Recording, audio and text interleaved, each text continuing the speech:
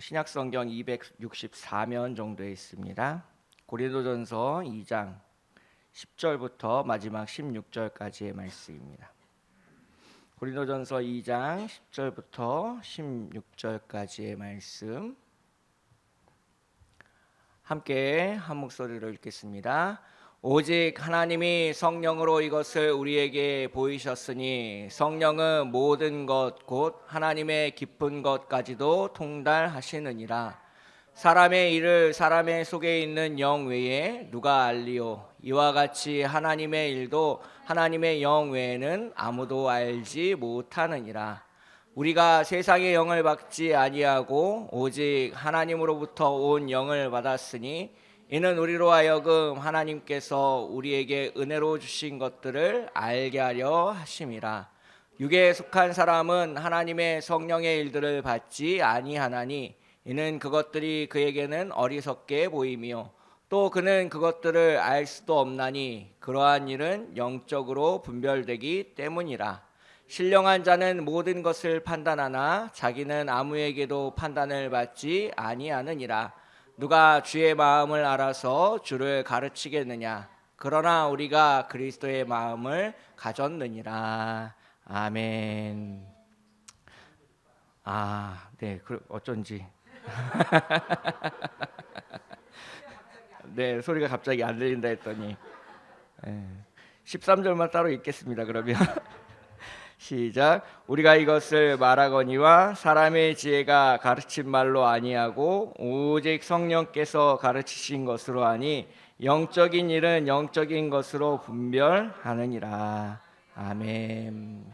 앞뒤적으로 이렇게 인사하실까요? 하나님이 오늘도 우리와 함께 하십니다. 네, 제가 설교하는 것보다 아기가 언제 나오는지 더 궁금하실 것 같은데 네, 아기는 아직 안 나왔습니다. 네, 오늘도 예배 전에 한 6시에 전화를 해봤는데 배 아픈 게 조금 사라졌다 그러더라고요. 네, 어제 밤까지만 해도 굉장히 아파서 오늘 나올지도 모른다라고 얘기를 했었는데 네, 다시 또 배 아픔이 사라졌다 그래가지고 마음 편히 지금 설교 준비를 했는데 뭔가 하나 빵꾸를 냈군요. 네, 오늘도 주님의 마음으로 긍휼히 여기시고 하나님의 말씀 함께 나누는 귀한 시간 되시기를 주님의 이름으로 축복하겠습니다. 예, 지난 시간에 우리는 이제 고린도전서 2장 6절부터 11절까지 하나님의 지혜라는 제목으로 이제 말씀을 나누었는데요. 대략 3가지 정도를 함께 살펴보았습니다. 하나님의 지혜는 숨겨져 있고, 두 번째로 예수님께서 오셔서 그 지혜를 우리에게 보여주셨다. 그리고 마지막 3번째로 성령께서 이제 하나님의 깊은 것까지 통달하신다, 살펴보신다, 이런 내용을 이제 우리가 살펴보았는데요. 오늘은 이제 그리스도의 마음을 가지라라는 제목으로 여러분들과 함께 이제 말씀을 나눠보려고 합니다. 이제 6월 마지막 주일이 되면 이제 성경 퀴즈 대회 열리게 됩니다. 사복음서를 가지고 이제 성경 퀴즈를 진행하게 될 텐데요. 많은 분들이 지금 현재 이제 그 복음서와 이제 예상 문제집을 놓고 열심히 이제 성경 공부를 하고 계신 줄 믿습니다. 이제 그래서 복음서를 이제 우리가 이제 자연스럽게 여러 번 읽게 되는데요. 이 복음서를 읽을수록 이런 이제 생각들을 하게 됩니다. 2가지 생각들이 이제 계속해서 좀 반복해서 떠오르는데요. 첫 번째로는 예수님께서는 예루살렘으로 들어가시면 이제 자신이 죽을 것을 미리 알고 계셨다라는 사실입니다. 그래서 자신을 눈의 가시처럼 여기는 많은 사람들에 의해서 음모에 빠질 것이고 그로 인해서 자신이 십자가에 달려 죽을 것을 미리 알고 계셨지만 그럼에도 불구하고 예수님은 그 십자가의 길, 즉 갈릴리로부터 시작해서 예루살렘으로까지 가는 그 길을 걸어가셨습니다. 그리고 이제 마가복음을 읽어보시면 8장, 9장, 10장에 걸쳐서 3번이나 이제 자신이 이제 십자가에 달려 죽고 부활할 것을 제자들에게 이제 여러 번 권면하시는 장면을 우리가 이제 살펴볼 수 있습니다. 만약에 내가 예수님과 같은 상황에 처한다면 과연 나는 예수님과 똑같이 행동을 할까?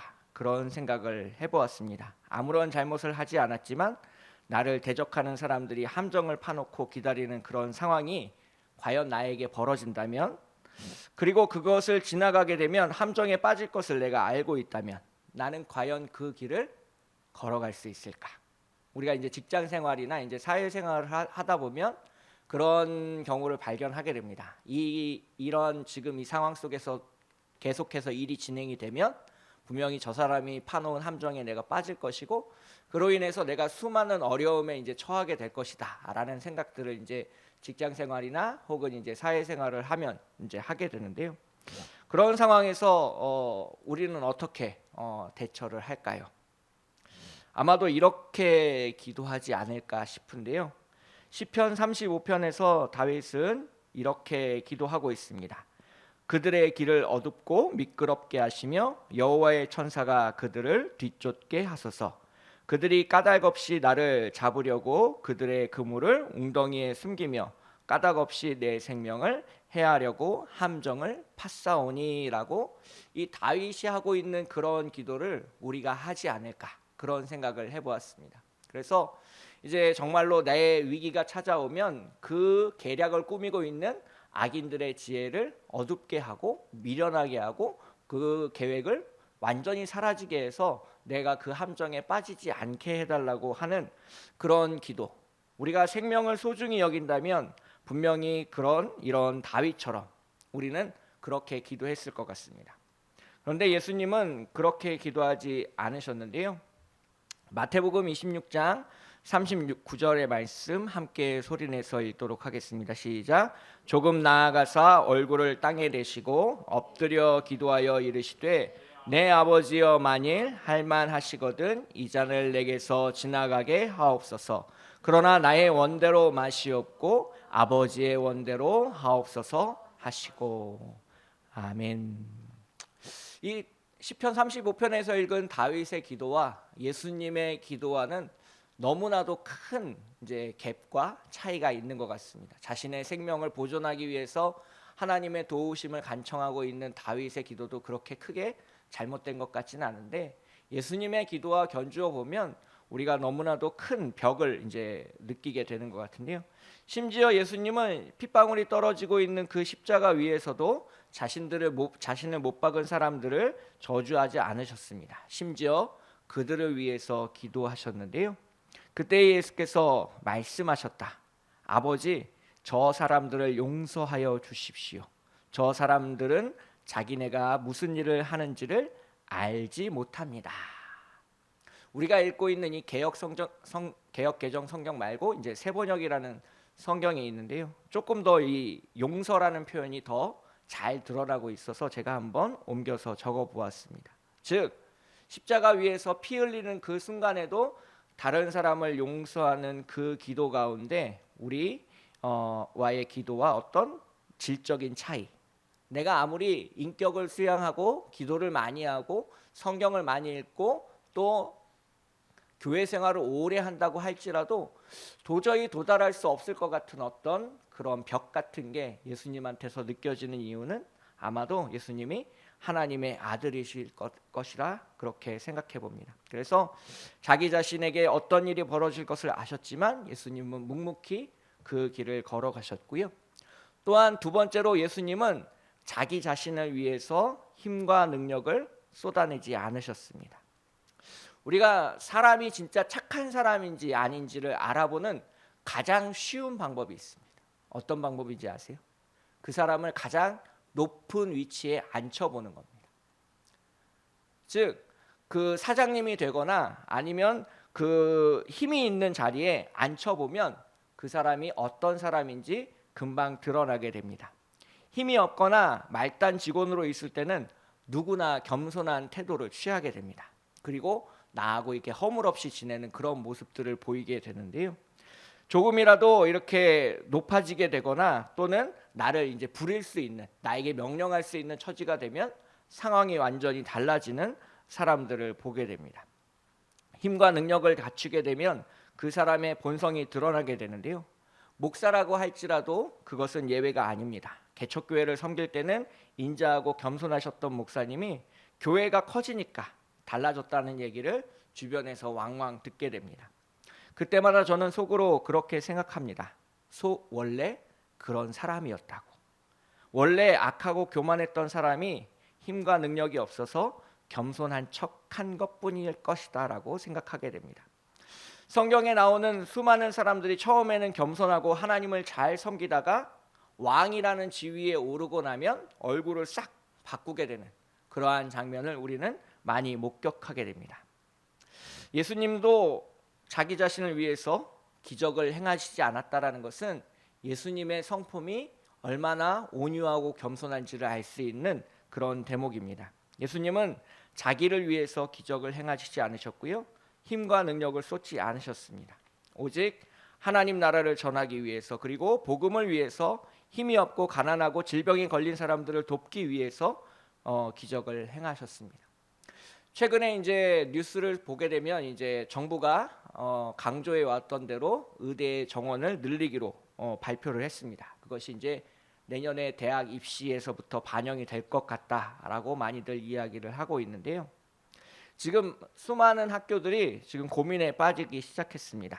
특히 이공계 계열 학교에서 이제 그 자퇴를 하거나 휴학하는 학생들이 굉장히 많이 늘어났는데요. 최근에 이제 카이스트에서 자퇴하는 학생들을 막기 위한 어떤 방안을 찾기 위해서 골치를 썩고 있다라는 기사를 보았습니다.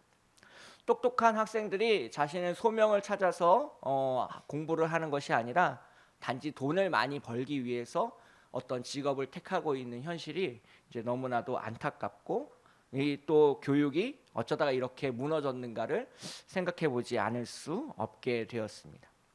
만약에 생명을 살리겠다라는 소명이 없이 의사가 된다면 환자에게 필요하지 않은 진료를 강요하게 되고, 그런 수술을 떠넘기게 되고, 수많은 이득과 이익을 챙기기 위해 노력하지 않겠습니까?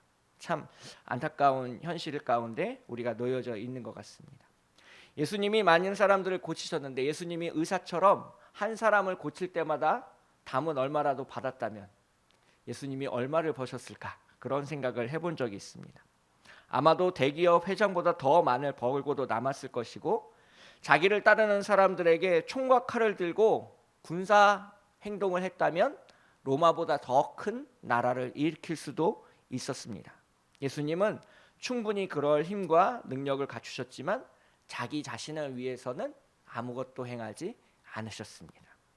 그리스도인으로 살면서 무엇을 하는 것보다 무엇을 하지 않는가가 더 중요하다라는 것을 우리는 복음서를 읽으면 알게 됩니다. 예수님은 그 길을 걸어가면 자신이 죽을 것을 아셨지만 그 길을 묵묵히 걸어가셨고, 이 힘과 능력을 나 자신을 위해서 사용하면 내게 엄청 큰 이득이 따라온다는 것을 알고 계셨지만 그것을 한 번도 자기 자신을 위해서 사용하지는 않으셨습니다. 그것이 예수님의 사랑이고 예수님의 성품이고, 그것으로 인해서 우리가 죄에서 용서함을 받았다는 것을 믿는 우리 모두가 되시기를 주님의 이름으로 축복하겠습니다. 오늘 고린도전서 속에서 사도 바울도 그런 예수님을 깊이 알게 되었고 자신의 삶의 방향을 바꾸게 되었습니다. 그리고 자신의 힘과 의지로 그것이 되지 않았다는 것을 고백하는 장면들을 우리가 살펴볼 수 있는데요. 오늘 10절 말씀을 함께 소리내서 읽도록 하겠습니다. 시작. 오직 하나님이 성령으로 이것을 우리에게 보이셨으니 성령은 모든 것 곧 하나님의 깊은 것까지도 통달하시느니라. 아멘. 이 10절의 앞부분, 제가 지금 노란색으로 표시한 이 앞부분을 이제 세번역 성경으로 다시 한 번만 살펴보도록 하겠습니다. 세번역 성경에서는 이렇게 기록하고 있습니다. 하나님께서는 성령을 통하여 이런 일을 우리에게 계시해 주셨습니다. 이 계시해 주셨습니다라는 표현이 개역개정 성경에서는 보이셨다라는 이제 단어로 표현되고 있는데요. 이 보이셨다라는 단어의 원어를 살펴보게 되면 이제 아포칼립토라는 이제 단어입니다. 우리가 이제 요한계시록이 신약 성경의 가장 마지막에 있는 책이잖아요. 이 신약 성경의 가장 마지막에 있는 이 요한계시록을 표현할 때 이 계시록에서 계시가 이 아포칼립토가 되게 됩니다. 그래서 이 계시라는 것은, 이 아포칼립토라는 것은 이제 비밀스럽게 감추어져 있던 것을 열어서 보여주는 것을 의미하고 있습니다. 그래서 좀 쉽게 설명하면 초콜릿 좋아하시잖아요. 초콜릿을 은박지에 쌓여져 있는 초콜릿을 이렇게 은박지를 다 벗겨내면 그 안에 맛있는 초콜릿이 드러나는 것과 같이 이렇게 계시라는 것은 비밀스럽게 감추어져 있던 것을 이렇게 펴서 알려서 보여준다라는 의미를 담고 있습니다. 이것이 바로 이제 이 10절에서 강조하고 있는 것인데요. 우리 사람의 노력으로 그 껍질을 벗길 수 없다라는 것을 강조하고 있습니다. 그러면서 이렇게 우리에게 이야기하고 있는데요. 함께 따라서 읽도록 하겠습니다. 시작. 하나님의 비밀은 성령을 통해서 알 수 있습니다. 그래서 우리가 정말로 큰 은혜를 바라고 큰 사랑을 받기를 깨닫기를 원한다면 성령을 통하여 하나님의 비밀스러운 것을 깨닫는 그 지혜를 갖게 되는 것을 사도 바울은 이야기하고 있습니다. 특별히 10절에서는 하나님의 깊은 것이라는 표현을 생각해 볼 필요가 있는데요. 이 깊은 것이라는 것은 감추어져 있는 것이고 이 감추어져 있는 것은 비밀이 되겠습니다. 그 비밀이라는 것은 바로 성령을 통해서만 깨달을 수 있다라고 사도 바울은 말씀하고 있는데요. 세상의 지혜로는 이 하나님의 비밀, 감추어져 있는 것을 알아낼 수 있는 방법이 없고 세상의 통치자들의 지혜로도 하나님의 비밀을 밝혀낼 수는 없다라고 분명히 이야기하고 있습니다.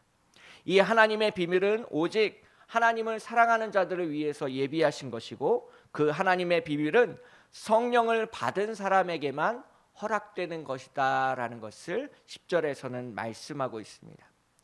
12절의 말씀을 함께 읽어보실 텐데요. 12절을 깊이 묵상하면 과연 그 안에 담겨있는 하나님의 비밀이 무엇인지 힌트를 우리에게 주고 있습니다. 12절의 말씀 함께 읽도록 하겠습니다. 시작. 우리가 세상의 영을 받지 아니하고 오직 하나님으로부터 온 영을 받았으니 이는 우리로 하여금 하나님께서 우리에게 은혜로 주신 것들을 알게 하려 하심이라. 아멘. 이 12절을 보시면 제가 이제 색깔을 좀 표시해 놨는데요. 녹색과 이제 노란색으로 표시를 해 놨는데 세상의 영과 하나님으로부터 온 영, 이 두 가지 영이 존재하게 됩니다.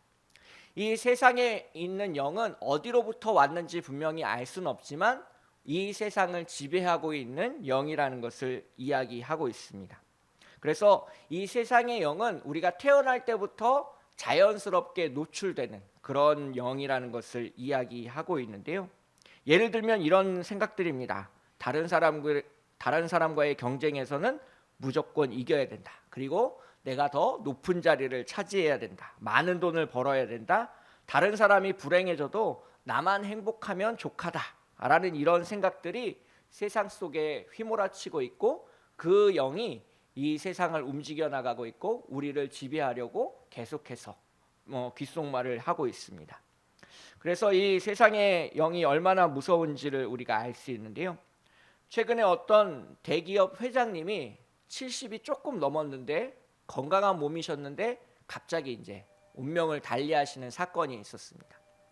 자식들이 이제 3명이 있었는데 그 3명의 자녀 중에 어느 한 사람에게 내가 회사를 물려주겠다라는 분명한 약속 없이 그만 먼저 하나님 나라로 떠나는 사건이 발생했습니다. 그렇게 되자 이제 자식들 3명 사이에 큰 분쟁이 시작됐습니다. 왜냐하면 주식을 가지고 있었는데 다 고만고만하게 15%씩 주식을 갖고 있다 보니까 두 사람이 마음을 합하면 다른 한 사람을 이길 수 있는 그런 애매모호한 상황이 벌어지게 됩니다. 그래서 제일 막내로 있는 여동생이 자기 오빠를 물리치고 회장이 되기 위해서 큰언니를 가서 설득합니다.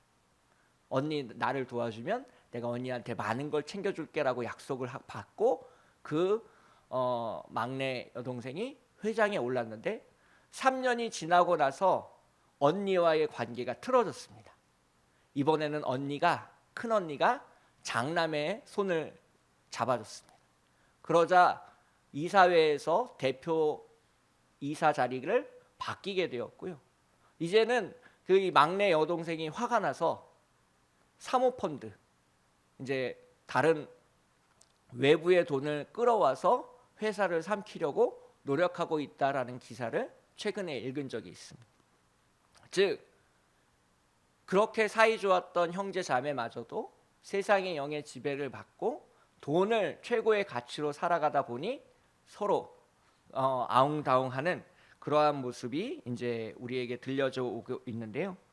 하나님께로부터 온 영을 받은 사람들이 깨달아야 되는 것이 있습니다. 그것이 오늘 본문에서는 이렇게 제가 빨간색으로 표현해 놓은 것인데요. 하나님께로부터 온 영을 받은 사람들이 깨달아야 될 것은 바로 은혜로 주신 것들입니다. 그래서 이 성령을 받은 사람들이 하나님의 비밀을 알게 됐고 깨닫는 것은 바로 은혜로 주신 것들인데요. 여기에서 은혜로 주신 것들이라고 표현하는 이 헬라어 단어가 이제 카리조마이라는 동사를 사용하고 있습니다.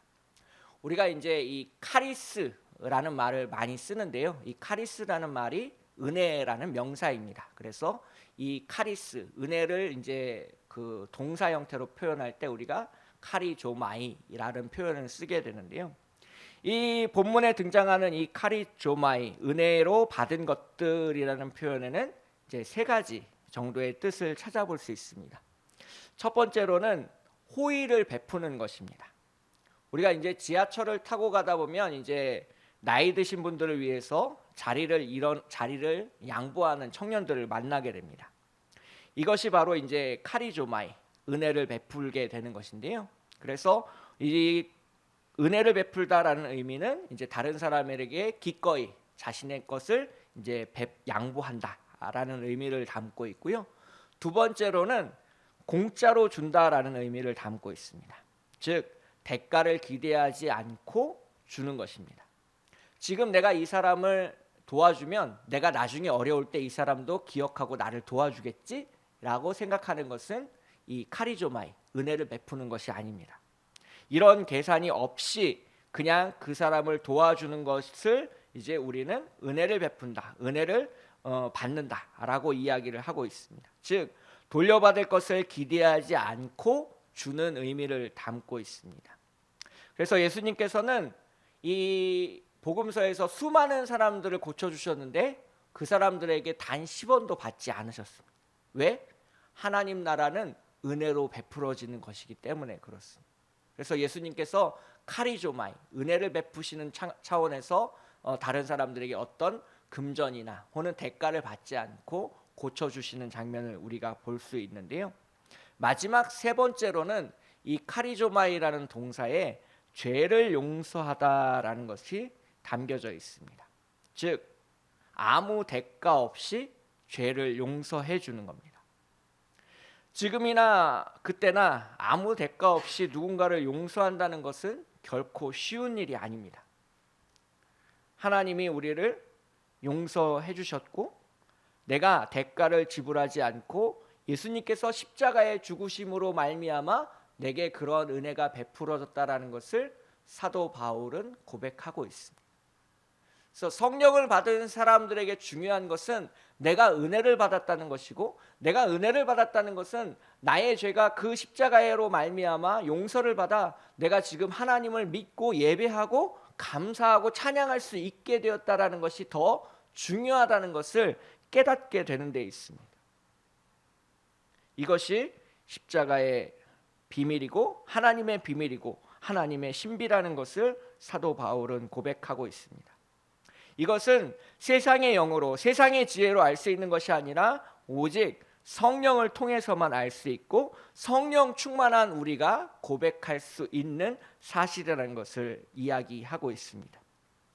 십자가는 세상에서 보면 미련해 보이는 것이고 우리가 보기에도 연약해 보이는 것이 십자가입니다. 그리고 그 십자가를 쳐다보기에는 너무나도 부끄럽고 민망한 것이 십자가가 가지고 있는 어떤 숨은 의미입니다. 그런데 그 십자가를 통해서 우리가 용서받았고 죄인에서 의인으로 옮겨갈 수 있게 되었다. 마땅히 죽을 수밖에 없는 내가 이 십자가를 통해서 살아났고 이 십자가를 통해서 일어설 수 있게 되었다. 그래서 사도 바울은 담대히 2절에서 이렇게 고백하고 있습니다. 내가 너희 중에서 예수 그리스도와 그가 십자가에 못 박히신 것 외에는 아무것도 알지 아니하기로 작정하였음이라. 아멘. 십자가면 그래서 충분합니다. 십자가가 그래서 은혜가 됩니다. 나를 위해서 생명을 아끼지 않으신 그 예수님의 사랑 앞에서 내가 어찌 가만히 앉아 있을 수 있겠습니까?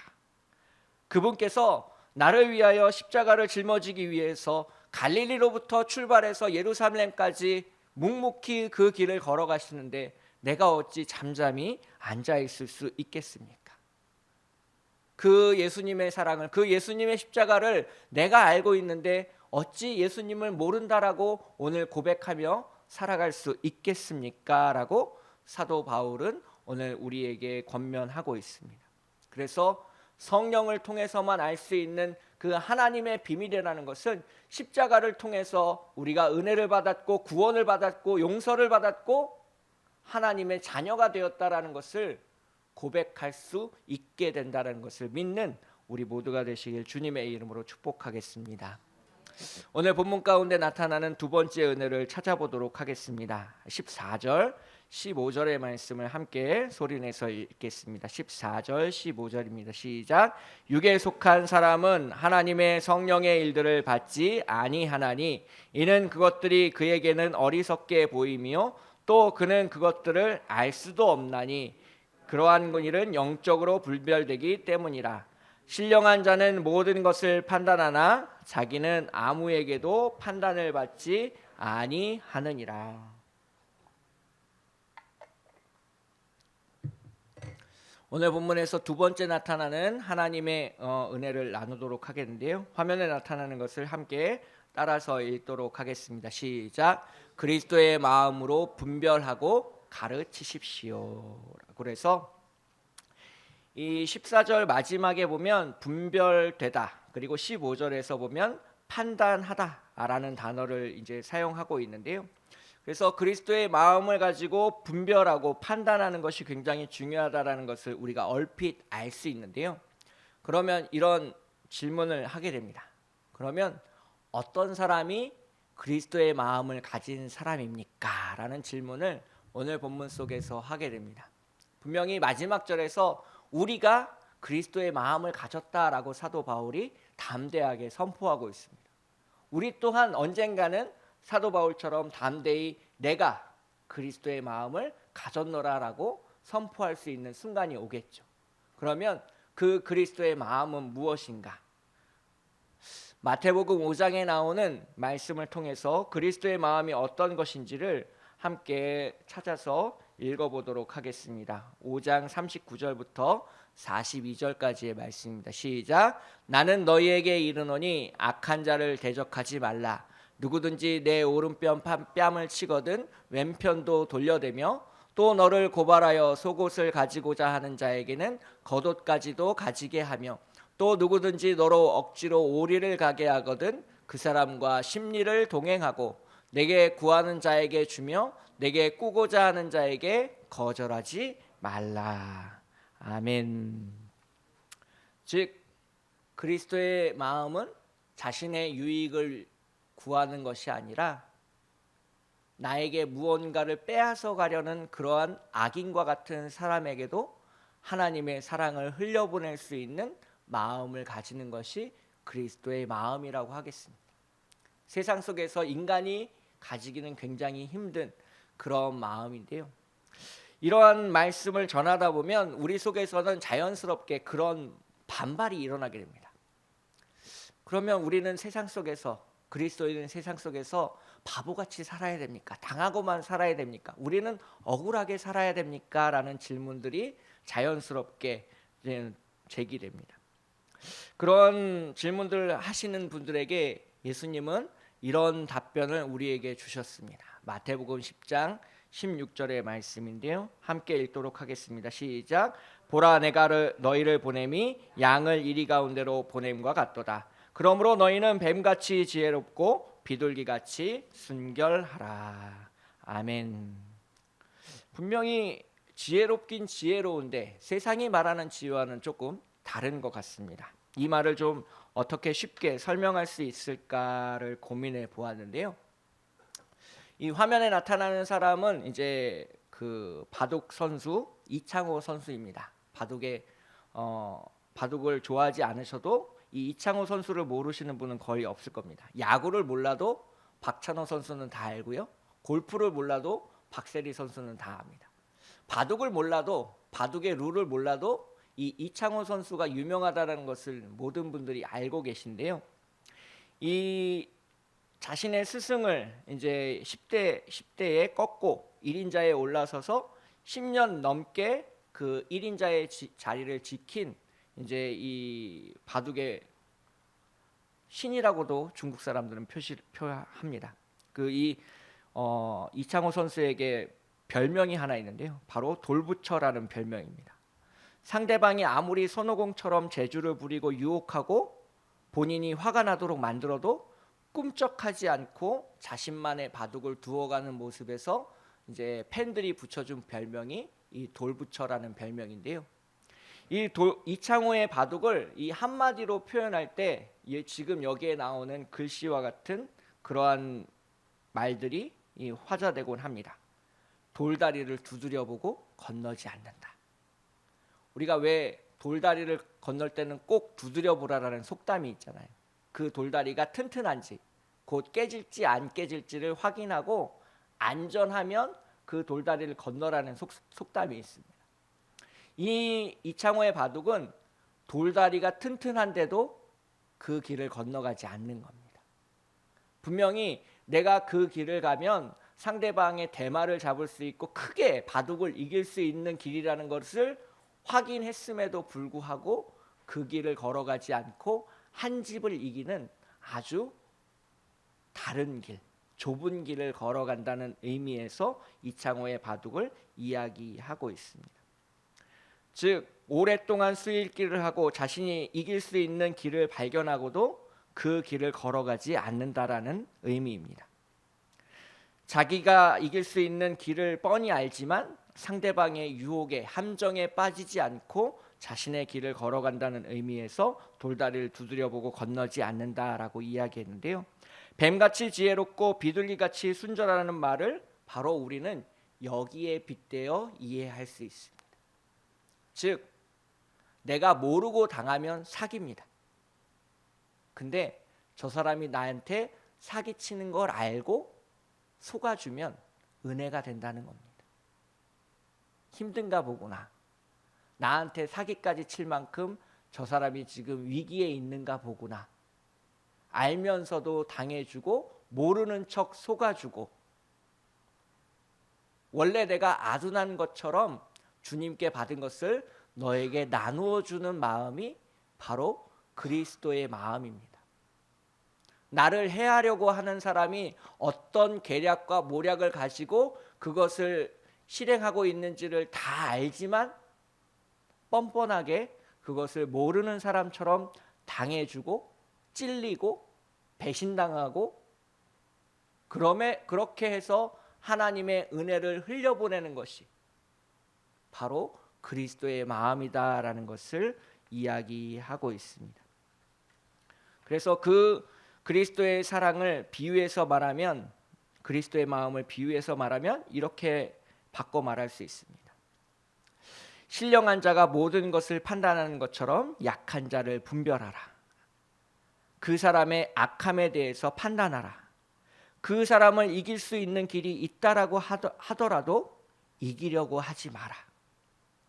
예수님이 죽을 것을 알면서 갈릴리에서 예루살렘으로 걸어가셨듯이 그렇게 배신당하고 그렇게 속아주라. 세상의 영에 사로잡혀 나의 속옷을 강탈하려고 노력하는 사람에게 오른쪽 뺨을 때린 사람에게 똑같이 행동하지 말고 그것이 내가 짊어져야 될 십자가라면 원수를 사랑하고 원수에게 속아주고 원수에게 모략에 빠져주는 하나님의 지혜와 비밀을 간직한 사람이 되라라고 오늘 본문은 이야기하고 있습니다. 그렇게 내가 짊어져야 될 십자가라면 순결하게 피를 흘리는 어린 양같이 되라. 예수 그리스도와 복음을 위하여 하나님의 영광을 위하여 목숨을 다 바쳐서 사랑하라 라고 이야기하고 있는 것입니다. 그래서 오늘 본문을 통해서 우리는 몇 가지를 살펴보았습니다.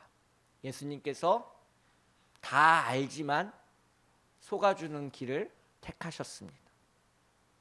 그리고 자신의 힘과 능력으로 그 위기를 극복할 수 있는 수많은 방법들이 있었지만 예수님은 그것을 하나도 실행하지 않으셨습니다.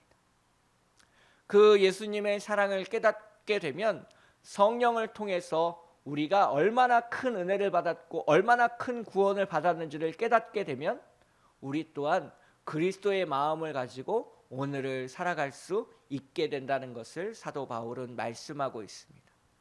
그리스도의 마음으로 세상을 판단하지만 그 사람들을 정죄하지는 않는 그리스도의 사랑을 품는 우리 모두가 되시기를 주님의 이름으로 축복하겠습니다. 함께 기도하겠습니다. 할렐루야. 죄인을 부르신 하나님 아버지, 예수 그리스도의 십자가만을 알도록 우리를 인도하여 주시옵소서. 세상의 영에 붙잡히지 않고 육신에 속한 자로 살지 않게 하옵소서.